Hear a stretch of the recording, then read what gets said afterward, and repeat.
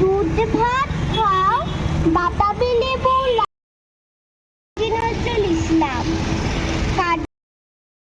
11ই জ্যৈষ্ঠ ভারতবর্ষের মানবতাবাদী আন্দোলনের মহান সাহিত্যিক, কবি, বিদ্রোহ কবি কাজী নজরুল ইসলামের 127তম জন্মবার্ষিকী।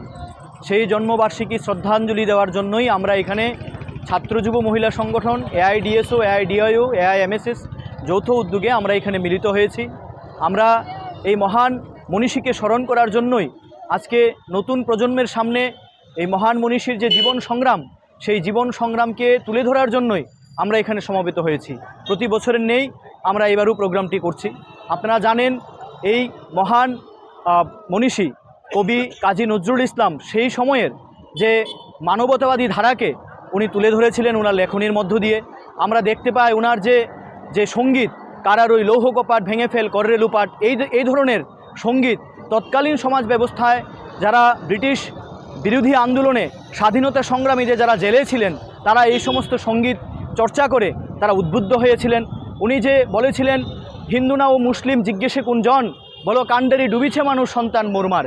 এই লেখনের মধ্যে আমরা দেখতে পাই তৎকালীন সমাজ ব্যবস্থার যে সাম্প্রদায়িক বিভাজন, এই সাম্প্রদায়িক বিভাজনকে দূর করার জন্য উনি জাত পাত ধর্ম বর্ণ নির্বিশেষে সমস্ত মানুষকে ঐক্যবদ্ধ করার জন্য ওনার লেখনীতে উনি প্রতিফলিত করেছেন। ফলে আজকের দিনেও আমরা যদি দেখি, আজকে সমগ্র গোটা দেশে আমরা দেখছি যে ধর্মীয় উন্মাদনা, জাত পাত ধর্ম নির্বিশেষে এখনও চলছে সাধারণ মানুষের উপর নানা ধরনের অত্যাচার। আজ যে মৌলিক সমস্যা মানুষের, যে সমস্ত ধরন থেকে সমস্ত প্রকার শোষণ এখনও মানুষকে আজকে করাঘাত করে রেখেছে। ফলে তার বিরুদ্ধে যদি আজকে আমাদের চলতে হয়, তাহলে এই মহান মনীষীকে স্মরণ করতে হবে, মহান মনীষীর জীবন সংগ্রাম থেকে আমাদের শিখতে হবে। এবং আজকে আমরা লক্ষ্য করছি যে ছাত্র যুব সমাজের মধ্যেও এই চর্চাকে নিয়ে যাওয়া দরকার। সমাজের সমস্ত অন্যায় অবিচারের বিরুদ্ধে যদি আজকে রুখে দাঁড়াতে হয়, তাহলে নজরুলের জীবন সংগ্রাম থেকে পাথেয় করেই আমাদের চলতে হবে। সেই শিক্ষাকে বাস্তবায়নে আমরা ছাত্র যুব মহিলা সংগঠন এই ধারাবাহিক চর্চা করেছি, আমরা এখানে সমবেত হয়েছি। আমি রামপ্রসাদ আচার্য, এআইডিএসও, ত্রিপুরা।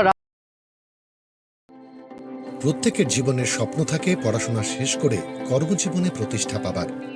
এই দিক দিয়ে আমি সফল শুধুমাত্র একটি কারণে, সেটা হলো আমার কলেজ টিপস, যেখান থেকে গ্র্যাজুয়েশন কমপ্লিট করে উচ্চতর শিক্ষা নিয়ে আজ আমি সফলভাবে প্রতিষ্ঠিত। টিপসে পড়াশোনা ছাড়াও নিজেদের কেরিয়ারে কিভাবে অনেক বেশি মাত্রায় সুযোগ পাওয়া যায়, তার সবকিছুই হাতে কলমে শেখানো হয়।